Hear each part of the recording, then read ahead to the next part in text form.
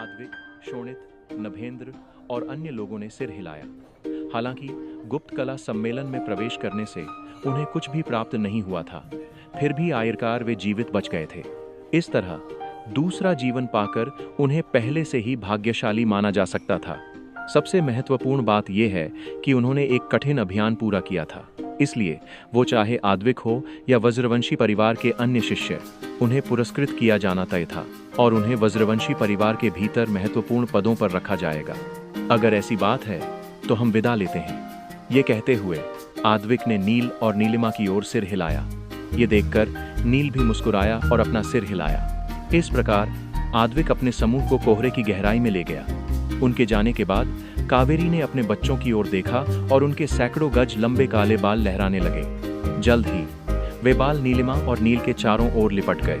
मैं तुम्हें वहां ले चलती हूँ। जैसे ही उन्होंने बोलना समाप्त किया, नील ने महसूस किया कि बालों की लटें उसके चारों ओर लिपट गई हैं। इसके तुरंत बाद उसे जमीन से उठा लिया गया और हवा में खींचते हुए तेजी से आगे ले जाया गया। कावेरी के हास्यास्पद रूप से लंबे बालों से सुगंध निकल रही थी। हालांकि नील के लिए ये गंध बिल्कुल अपरिचित थी, लेकिन उसे इससे निकटता का एहसास हुआ, जिससे वो असीम शांति की स्थिति में पहुंच गया। शायद ये रक्तरेखा में निकटता की अनोखी अनुभूति थी। परिवर्धन नगर के अंदर जब कर्मश देव, सूर्यकांत देव और वज्रकांत देव ने कावेरी को नील और नीलिमा को कोहरे में ले जाते हुए देखा तो उनके चेहरे खुशी से भर गए। लेकिन प्रज्ञा नेत्र की सीमा सीमित थी, इसलिए एक बार जब वे उसकी सीमा से बाहर निकल जाते तो स्वाभाविक रूप से उनका पता नहीं लगाया जा सकता था। मुझे उम्मीद नहीं थी कि वो नीला छत्र पुल के दूसरी तरफ न होकर हरिताश्म शिलाखंड के अंदर होगा। शायद हमें जानबूझकर भ्रमित किया गया था, वज्रकांत देव ने मुस्कुराते हुए कहा। सूर्यकांत देव ने भी सिर हिलाते हुए कहा, अब जब नील ने नीला छत्र प्राप्त कर लिया है तो क्या कर्मश आसानी से अगले चरण पर आगे बढ़ सकता है। जब वे गुप्त कला सम्मेलन की खोज कर रहे थे तो उनका लक्ष्य गुप्त कला सम्मेलन के अंत तक पहुंचना और उस पुल को पार करना था, लेकिन वे कभी सफल नहीं हुए। उनकी बात सुनकर कर्मश देव ने बड़बड़ाते हुए कहा, पहले नील के बाहर आने का इंतजार करते हैं। हालांकि उन तीनों ने गुप्त कला सम्मेलन में भाग नहीं लिया था, फिर भी वे प्रतिभागियों से भी अधिक घबराए हुए थे। ये बात कर्मश देव के लिए खास तौर पर सच थी।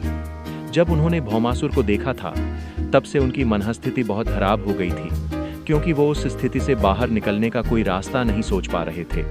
लेकिन तमाम आशंकाओं के बीच अप्रत्याशित रूप से उसके गुरु की पत्नी अचानक प्रकट हो गई थी। उस समय कर्मश देव जैसा शांत व्यक्ति भी जोर से चिल्लाने से खुद को नहीं रोक सका। ये सचमुच एक चमत्कार था। अब ऐसा लग रहा था कि कावेरी शायद निर्वाण देव कंकाल से कुछ लाभ प्राप्त करना चाहती थी। दूसरी तरफ तीनों लोग घने कोहरे में कुछ देर तक उड़ते रहे और अंत में नील ने अपने सामने एक विशाल धातु की जंजीर वाला लकड़ी का पुल देखा। लेकिन कावेरी का शरीर बिल्कुल भी नहीं रुका और एक ही पल में वो उस पुल को पार करके गुफा में प्रवेश कर गई। जल्द ही नील और नीलिमा गहरे कुएं में पहुंच गए। एक कंकाल। जब नीलिमा ने गहरे कुएं के बीच में एक कंकाल देखा तो वो घबरा गई और खुद को नील का हाथ पकड़ने से नहीं रोक पाई। डरो मत, कावेरी ने उसे सांत्वना देते हुए कहा। तभी कंकाल ने एक अजीब सी हंसी निकाली और खाली आंखों के गड्ढों से एक हल्की पीली रोशनी भी निकली। साथ ही उसने कहा, बेटा, ये बूढ़ा व्यक्ति अनगिनत सालों से ऐसा ही है। ये दृश्य देखकर नीलिमा और भी घबरा गई और उसने नील का हाथ कसकर पकड़ लिया। वहीं कावेरी के चेहरे पर नाराजगी की झलक दिखाई दी। बूढ़े योगेंद्र देव, हालांकि आपको संक्षारक मांस और रक्त का श्राप मिला है, फिर भी आपको थोड़े समय के लिए एक पूर्ण शरीर को संघनित करने में सक्षम होना चाहिए, है ना? ठीक है। उनकी बात सुनकर कंकाल ने आह भरते हुए कहा। तभी हल्की पीली रोशनी उनके शरीर के चारों ओर फैल गई और उसमें तेजी से बदलाव होने लगा। उनकी हड्डियों पर मांस की परत चढ़ने लगी और पसलियों के भीतर आंतरिक अंग बनते हुए लगातार जुड़ते रहे। फिर रक्त वाहिकाएं और त्वचा विकसित हुई। इस तरह 10 सांसों के समय में कंकाल पूरी तरह से गायब हो गया और उसकी जगह एक बूढ़ा व्यक्ति दिखाई देने लगा, जिसका चेहरा झुर्रियों से भरा था। ये रूप स्वाभाविक रूप से आंखों के लिए अधिक सुखद था। तभी वरिष्ठ योगेंद्र देव ने अपना मुंह खोलते हुए कहा, जब मैं पहली बार यहाँ आया था तब मुझे हर कुछ दिन में इस मांस और खून के शरीर को संघनित करना पड़ता था, लेकिन संक्षारक मांस और रक्त के अभिशाप के कारण मांस और खून का वो शरीर कुछ ही दिनों में सड़ जाता था और हर जगह दुर्गंध ऐल जाती थी। लेकिन हर बार जब वो सड़ता तो मैं उसे फिर से संघनित कर देता। वो दर्द आम लोगों के लिए सहना बहुत मुश्किल है, लेकिन मैंने इसे लाखों बार अनुभव किया है। ये सुनकर नील गहरी सांस लेने से खुद को रोक नहीं पाया। संक्षारक मांस और रक्त का अभिशाप वास्तव में बहुत क्रूर था। बाद में मुझे समझ आया कि दुनिया की नज़र में ये हार्ड मांस का शरीर एक पिंजरे से अधिक कुछ नहीं है। हालांकि मैं केवल एक कंकाल हूँ, फिर भी ये दुनिया की हजारों चलती फिरती लाशों से बेहतर है। वरिष्ठ योगेंद्र देव ने धीरे से कहा। ओह, क्षमा करें, मुझे नहीं पता था। नीलिमा ने सोचा कि शायद उसके व्यवहार से वरिष्ठ योगेंद्र देव असंतुष्ट हो गए थे, लेकिन कौन जानता था कि वरिष्ठ योगेंद्र देव हाथ हिलाकर कहेंगे, कोई बात नहीं, वैसे भी कंकाल के रूप में मेहमानों का स्वागत करना वास्तव में अशिष्टता है, इसलिए इस बूढ़े को ही माफी मांगनी चाहिए। वरिष्ठ योगेंद्र देव का दिल साफ है। हालांकि अतीत में अनगिनत नायक हुए हैं, लेकिन ऐसे बहुत कम लोग हैं जो इसे समझ पाते हैं। नील ने अपने हाथों को जोड़ते हुए कहा। यह सुनकर वरिष्ठ योगेंद्र देव ने नील को घूर कर देखा और मुस्कुराए। फिर उन्होंने कावेरी की ओर मुड़कर कहा, कावेरी वीरेंद्र देव का बेटा अपने पिता से कहीं व्यावहारिक है। ये सुनकर कावेरी ने मुस्कुराते हुए कहा, वरिष्ठ योगेंद्र देव, क्या आपने मेरे और नील के बीच की बातें सुनी? तुमने क्या कहा? मैंने कुछ नहीं सुना। ये कहते हुए वरिष्ठ योगेंद्र देव ने अपना सिर तेजी से हिलाया। शायद उनके शरीर की हड्डियां बहुत पुरानी हो चुकी थीं, इसलिए जब उन्होंने अपना सिर हिलाया तो उनसे चटकने जैसी आवाज आ रही थी। क्या आप मूर्ख बनने का नाटक कर रहे हैं? उनकी प्रतिक्रिया से कावेरी बिल्कुल भी खुश नहीं थी। कावेरी के हाव भाव देखकर वरिष्ठ योगेंद्र देव ने असहाय भाव से कहा, मेरी विरासत केवल वो नीला छत्र है।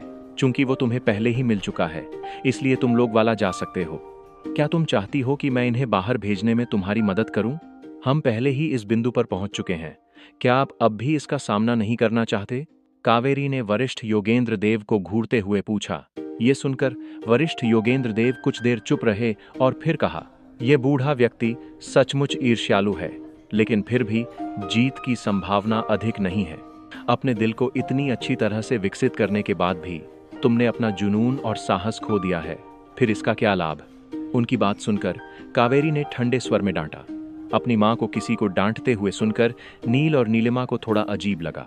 वहीं वरिष्ठ योगेंद्र देव ने पहले नील की तरफ देखा और फिर नीलिमा की तरफ और कड़वी मुस्कान के साथ बोले, इस बूढ़े की विरासत तो बस इतनी सी है, लेकिन अगर तुम्हें कुछ चाहिए तो स्पष्ट शब्दों में कहो। ये सुनकर कावेरी ने विजयी भाव दिखाया और मुस्कुराते हुए वरिष्ठ योगेंद्र देव के पीछे की ओर देखा। वहां जमीन में एक लंबी कांस्य तलवार गड़ी हुई थी। ये तलवार अनगिनत सालों से यहीं थी और पूरे समय वरिष्ठ योगेंद्र देव उसे अपनी बाहों में थाम रखा था, लेकिन अपने शरीर को संघनित करने के बाद ही उन्होंने इसे अपने पीछे छोड़ दिया था।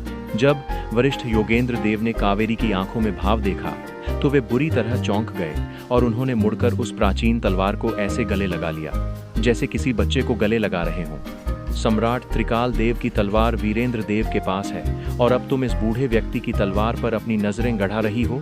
वरिष्ठ योगेंद्र देव ने थोड़ी नाराजगी से कहा। जवाब में कावेरी ने मासूमियत से कहा, मैंने ये नहीं कहा था कि ये तलवार मुझे चाहिए। कावेरी के शब्द सुनकर वरिष्ठ योगेंद्र देव के चेहरे पर तनाव कम हो गया, लेकिन कावेरी के अगले वाक्य ने उन्हें फिर से घबराने पर मजबूर कर दिया। लेकिन अरिघात तलवार धर्म और अधर्म के वास्तविक अर्थ के साथ मेल खाती है। ऐसे में अगर आप इसे और धर्म और अधर्म के वास्तविक अर्थ को नील को दे दें तो ये एकदम सही मेल होगा। बकवास, मेरी तलवार के बारे में सोचना भी मत। कावेरी के मन में अब भी तलवार को लेकर कोई योजना थी, इसीलिए वरिष्ठ योगेंद्र देव को समझ नहीं आ रहा था कि हंसे या रोए। अपनी मां और वरिष्ठ योगेंद्र देव के बीच की बातचीत सुनकर नील और नीलिमा एक दूसरे को असहाय होकर देखने लगे। इस स्थिति में वे कुछ भी नहीं कह पाए। तभी कावेरी ने अचानक गंभीरता से कहा, वरिष्ठ योगेंद्र देव, क्या आपने कभी नहीं सोचा था कि हम एक दिन सिद्धलोक में लौट आएंगे? बिल्कुल मैं सोचता हूँ। ये कहते हुए वरिष्ठ योगेंद्र देव ने अपनी आंखें घुमाई। सामान्य लोगों के लिए अनंत दिव्य लोक असामान्य रूप से विशाल और एक संपूर्ण संसार था। यहाँ तक कि कई शक्ति देवों को भी बाहर की दुनिया के प्रति कोई आकर्षण नहीं था। लेकिन वरिष्ठ योगेंद्र देव और कावेरी सिद्ध लोक से आए थे। इसीलिए वे जानते थे कि सिद्ध लोक ही अराजकता का केंद्र है।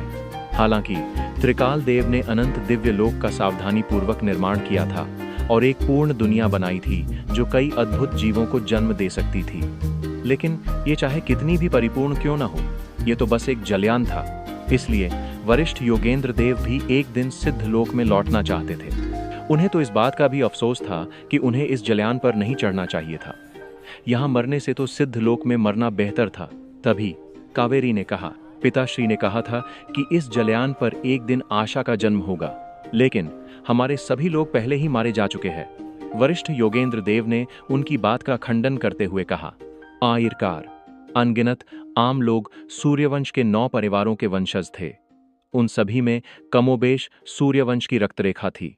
उसे पीढ़ी दर पीढ़ी आगे बढ़ते रहने पर उन्हें पूरी आशा थी कि सबसे शुद्ध सूर्यवंशी रक्तरेखा वाला कोई न कोई जरूर जन्म लेगा। वे इस जलयान पर पलते बढ़ते रहेंगे और शायद सूर्यवंश के पुनरुत्थान की भारी जिम्मेदारी अपने कंधों पर उठाएंगे। ये एक अच्छा विचार था। भले ही सिद्ध लोक में सूर्यवंश के सभी लोग मारे जाएं, फिर भी अनंत दिव्य लोक में उनकी आशा बची रहेगी। लेकिन कुरुवंश द्वारा भेजे गए रक्षकों ने उनकी उम्मीदों को पूरी तरह से मिटा दिया था और उनकी जातें पूरी तरह से नष्ट हो गई थी। इस वजह से इन सभी वर्षों में वरिष्ठ योगेंद्र देव हमेशा निराशा में रहे थे। हालांकि उन्होंने गुप्त कला सम्मेलन की भूमि खोल दी थी, लेकिन ये केवल एक हताशा भरा प्रयास था। इस समय वो अनंत दिव्य लोक को गिरते हुए नहीं देखना चाहते थे। जहां तक सिद्ध लोक में लौटने का सवाल है, तो वो बस एक सपना बनकर रह गया था जो शायद कभी पूरा नहीं होगा। क्या नील सूर्यवंशी नहीं है? कावेरी ने कड़वाहट से पूछा। आर्यकार, नील के पास त्रिकाल देव की सबसे शुद्ध रक्तरेखा थी।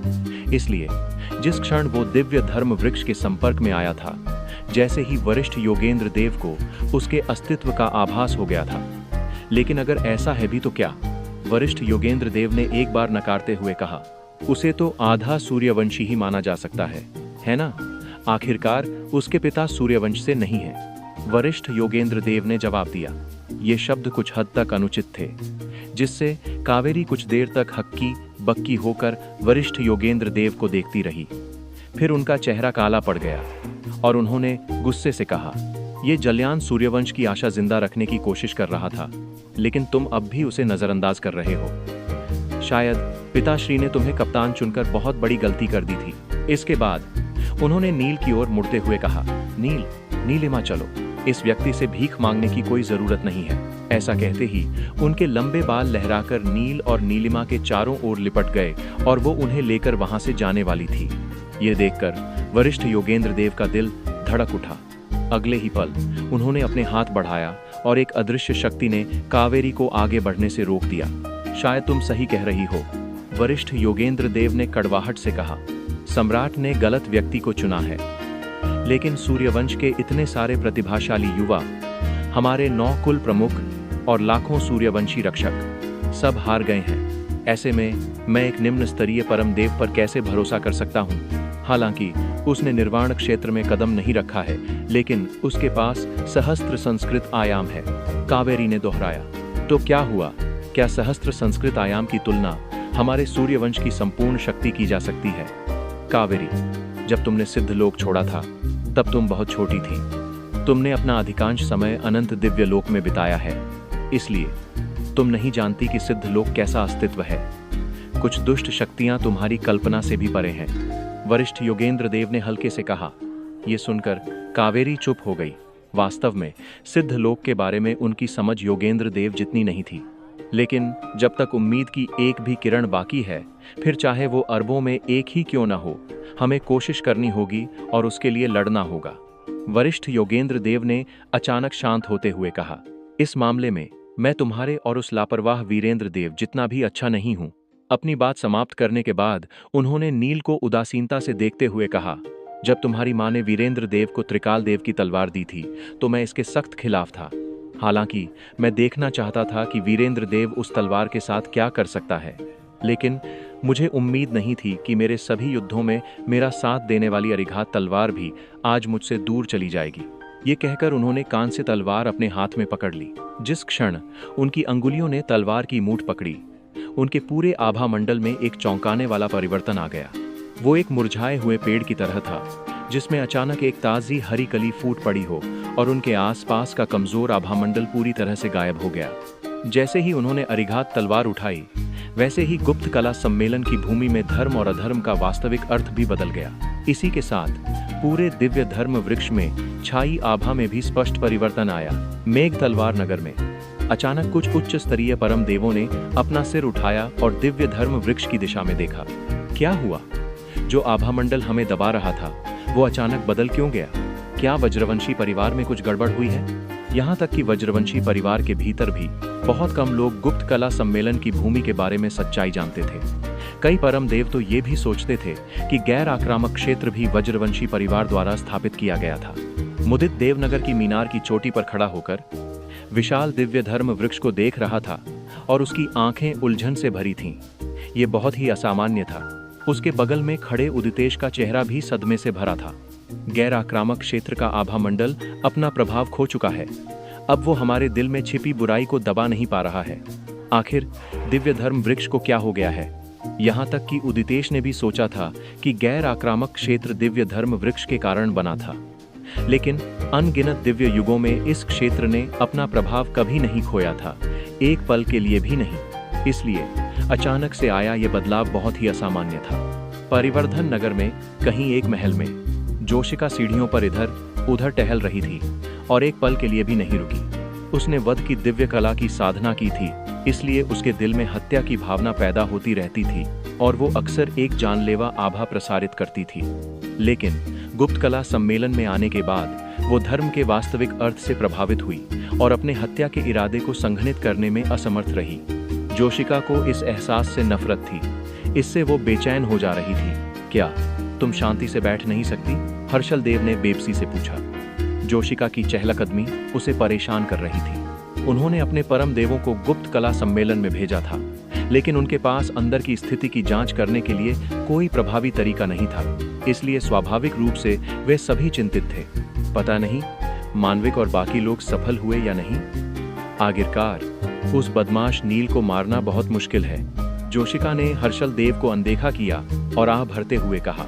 ये सुनकर वज्रदूत ने व्यंग्य करते हुए, हालांकि हमने भेजे गए लोगों की संख्या आधी कर दी है, लेकिन वे सभी उच्च स्तरीय परम देव हैं। क्या ये नील जैसे निम्न स्तरीय परम देव को मारने के लिए पर्याप्त नहीं है? तुम इसे कितना आसान बना रहे हो। ऐसा नहीं है कि समय सागर में कोई संभावना नहीं थी, लेकिन क्या तुम में से कोई नील को मार पाया था? जोशिका ने वज्रदूत को घूरते हुए पूछा। क्या तुम संप्रभु नाग मुद्रा में मिले अपमान को इतनी जल्दी भूल गए? आयरकार, उस समय संप्रभु नाग मुद्रा में कई शीर्ष परम देवों का जीवन नील की कृपा पर निर्भर था। इसलिए जोशिका की बातें सुनकर वज्रदूत चुप हो गया। वहीं तिमांश देव बगल में एक कुर्सी पर बैठा था। उसके धातु के हाथों में 2 सुनहरे मनके थे, जो लगातार घूम रहे थे और हर बार टकराने पर एक हल्की सी चमक बिखर रही थी। तभी तिमांश देव ने धीमे स्वर में कहा, चिंता मत करो, गुप्त कला सम्मेलन में वायुपुत्र भाई बहन निश्चित रूप से मारे जाएंगे। ये सुनकर जोशिका के चेहरे पर संदेह के भाव उभर आए। आखिरकार तिमांश देव हमेशा से स्थिर रहा था। ऐसे में अगर उसने ऐसा कहा है तो उसे 90% विश्वास होना चाहिए। तुम्हें इतना विश्वास क्यों है? यहाँ तक कि हर्षल देव, वज्रदूत और अन्य शीर्ष परम देव भी उसकी ओर देखने लगे। ये देखकर तिमांश देव ने मुस्कुराते हुए कहा, क्योंकि रिवांश सबसे शक्तिशाली भय अवतार को बुलाएगा। सबसे शक्तिशाली भय अवतार? जोशिका ने हैरानी से पूछा। जैसा कि आप सभी जानते हैं, रिवांश पिछले कुछ वर्षों से तैरते द्वीप पर नहीं था। यहाँ तक कि देवताओं के अखाड़े में उसके सभी अंक भी शून्य कर दिए गए थे। तिमांश देव ने शांति से कहा, तैरते द्वीप पर रिवांश देव की ख्याति बहुत अधिक थी और उच्च स्तरीय परम देवों में उसे प्रथम स्थान प्राप्त था। यहाँ तक कि उसे शीर्ष परम देव बनने के लिए सबसे योग्य व्यक्ति के रूप में जाना जाता था।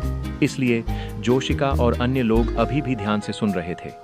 लेकिन कुछ साल पहले वो अचानक गायब हो गया और शिशुनाग परिवार ने सार्वजनिक रूप से घोषणा की कि वो एकांतवास में है।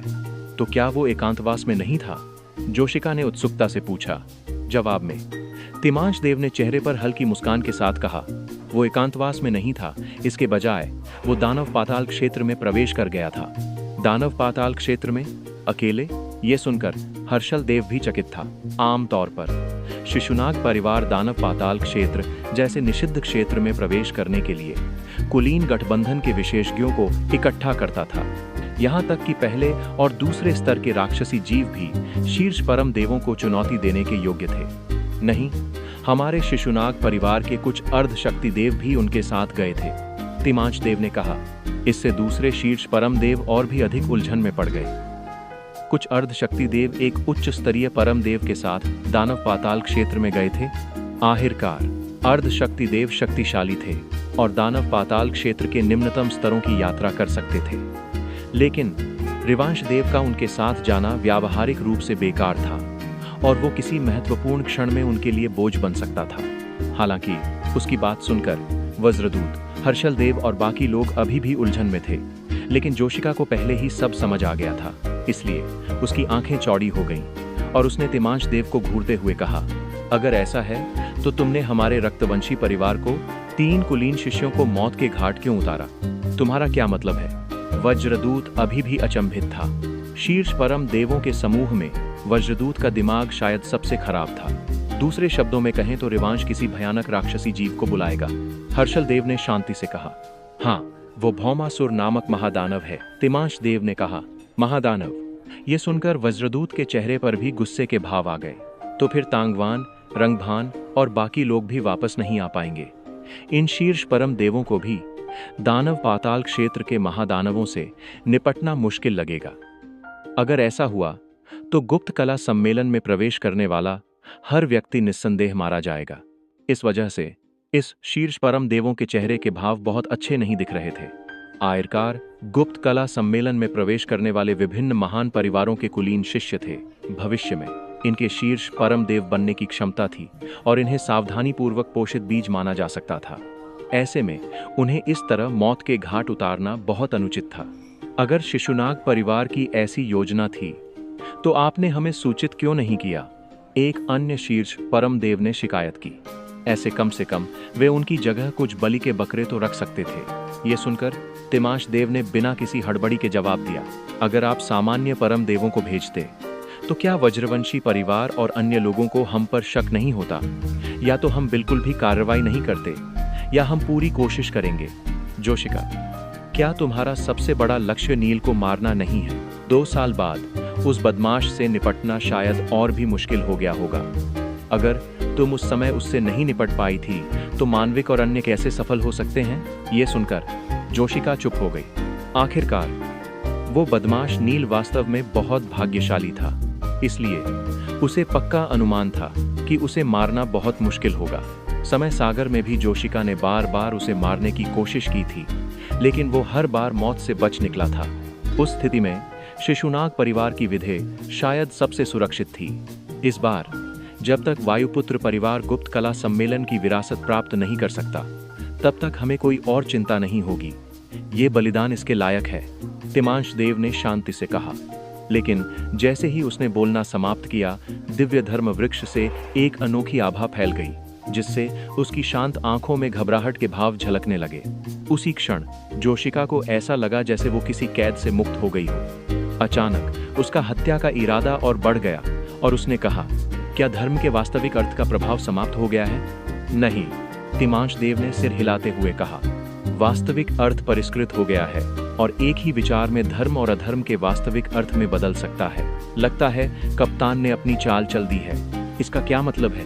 वज्रदूत ने उलझन में पूछा। ये सुनकर तिमांश देव ने भद्दे भाव के साथ कहा, अगर कोई बड़ी घटना न घटी होती तो कप्तान को कोई कदम नहीं उठाना चाहिए था। तिमांश देव की गुप्त कला सम्मेलन के बारे में समझ वज्रवंशी परिवार जैसी ही थी। वो जानता था कि गुप्त कला सम्मेलन पर निर्वाण देव का नियंत्रण है, लेकिन उसे इसकी बारीकियां नहीं पता थी। तुम्हारा मतलब है किसी ने गुप्त कला सम्मेलन की विरासत प्राप्त कर ली है? क्या वो हम में से एक है? जोशिका ने चिंता से पूछा। जवाब में तिमांश देव ने सिर हिलाते हुए कहा, मुझे भी नहीं पता, इसलिए हम बस उनके बाहर आने का इंतजार कर सकते हैं। यहाँ तक कि तिमांश देव भी अब शांत नहीं बैठ सकता था। आखिरकार उसका लक्ष्य बहुत सरल था। वो नहीं चाहता था कि कोई भी गुप्त कला सम्मेलन की विरासत प्राप्त करे। इस परिणाम का शिशुनाग परिवार के अगले कदम पर बहुत बड़ा प्रभाव पड़ेगा। तार्किक रूप से कहें तो शिशुनाग परिवार ने गुप्त कला सम्मेलन में एक महादानव को लाने के लिए बहुत कुछ दांव पर लगाया था, लेकिन अब स्थिति उनके नियंत्रण से बाहर होती दिखाई दे रही थी। ऐसा नहीं होना चाहिए था। ये एक सच्चे निर्वाण देव की शक्ति का आभा मंडल है। नील ने वरिष्ठ योगेंद्र देव को अचंभित होकर देखा। ऐसे शक्तिशाली व्यक्ति के सामना करते समय उसे ऐसा लग रहा था मानो उसकी एक नजर उसे अनंत काल के लिए नर्क में पहुंचा देगी। तभी वरिष्ठ योगेंद्र देव ने अरिघात तलवार उठाई, धीरे धीरे उसकी नोक नील की ओर तान दी। चलो सिद्ध लोक के शक्तियों के बारे में बात नहीं करते, बस अनंत दिव्य लोक में कुछ छिपी हुई शक्तियां भी मुझसे अधिक शक्तिशाली हैं।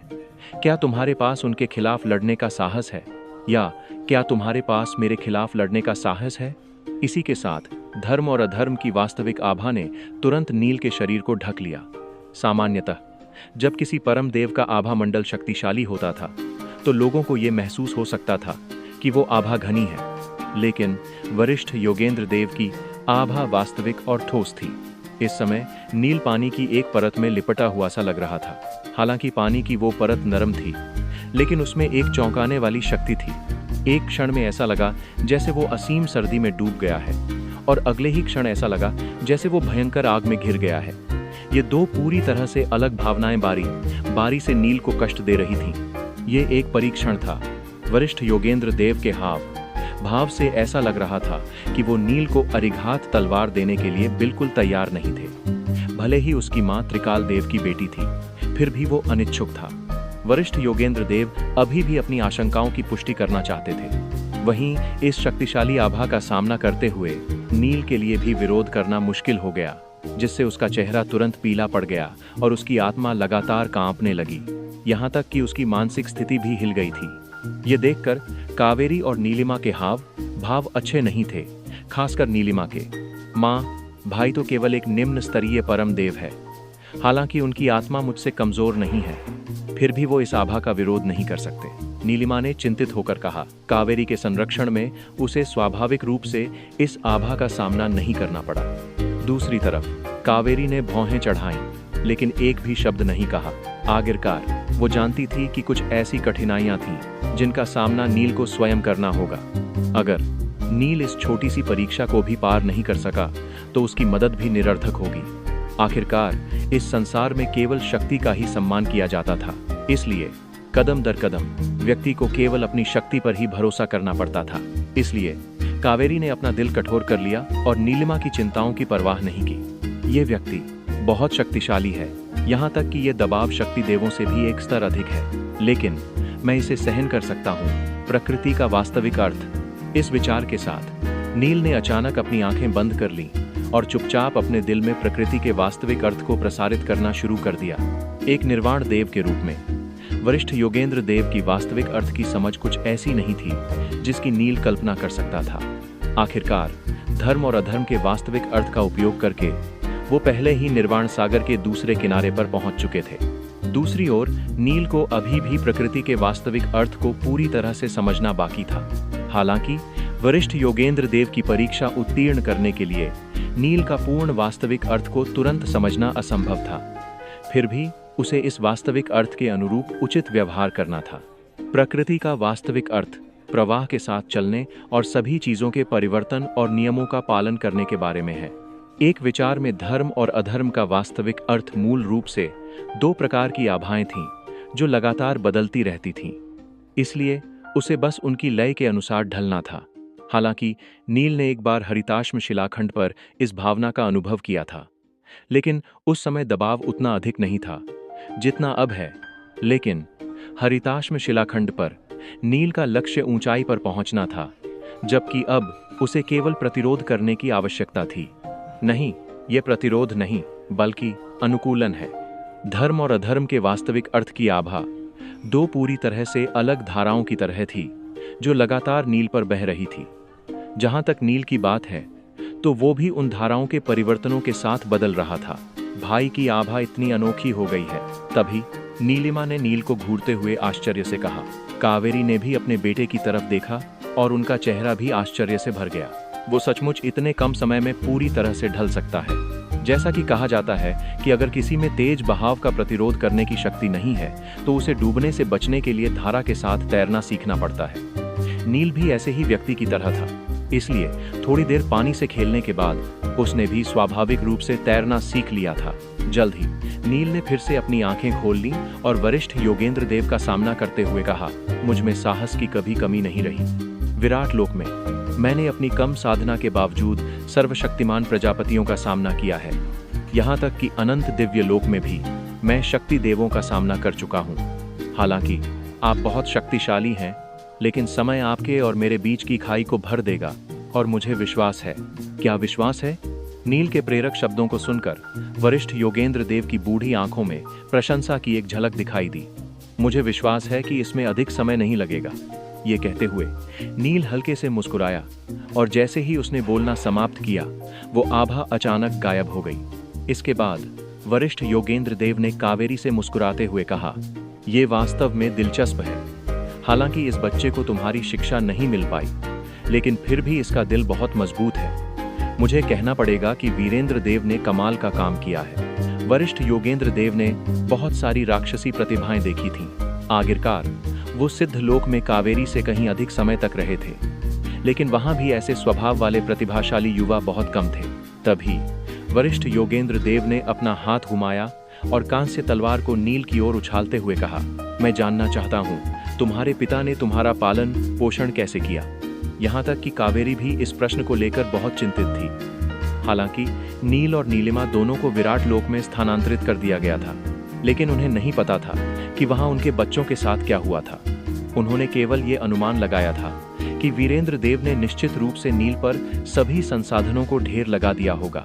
वहीं जब नील ने अरिघात तलवार अपने हाथ में ली तो महसूस किया कि वो अतुलनीय रूप से भारी थी। उस तलवार का भार महाकाय तलवार के बराबर था। वरिष्ठ योगेंद्र देव के सवाल को सुनकर वो हल्के से मुस्कुराया। जिसका हाँ, उसके चेहरे से पता चल रहा था कि उसने अपने जीवन में कई उतार चढ़ाव देखे हैं, लेकिन उसने उनके सवाल का जवाब नहीं दिया। भाई ने बहुत सारे कष्ट सहे हैं। ये कहते हुए नीलिमा ने अपने भाई की तरफ देखा। वो नील के संघर्षों को सबसे अच्छी तरह से समझती थी। कर्मश देव द्वारा अनंत दिव्य लोक में लाए जाने और सच्चाई जानने के बाद उसे भी लगा था कि उसके पिता के तरीके बहुत क्रूर थे।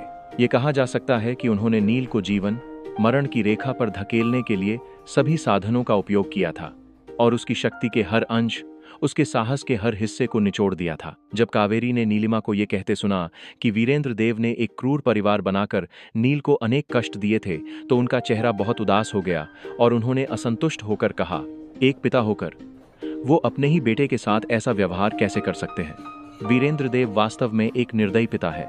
वरिष्ठ योगेंद्र देव ने भी आह भरते हुए कहा। लेकिन इस तरह के कठोर वातावरण में विकसित होने के बाद नील का स्वभाव आम लोग की तुलना में कहीं अधिक परिपक्व हो गया है। अनंत दिव्य लोक के उन कुलीन बच्चों की तो बात ही मत करो। मुझे डर है कि कुछ मामलों में तो मैं भी उसकी बराबरी नहीं कर सकता। आयरकार, स्वभाव का शक्ति से कोई संबंध नहीं होता। वरिष्ठ योगेंद्र देव इतना सुस्त इसलिए थे क्योंकि उनकी मानसिक स्थिति बदल गई थी। वो आत्मविश्वास खो चुके थे और उन्हें अब कोई उम्मीद नहीं बची थी। इसलिए वो निष्क्रिय होकर अनंत दिव्य लोक को अथाह अराजकता में गिरते हुए देख रहे थे। लेकिन उनके सामने मौजूद आत्मविश्वास से भरे युवक उनकी मानसिक स्थिति को फिर से पोषित कर दिया था। तो क्या होगा आगे?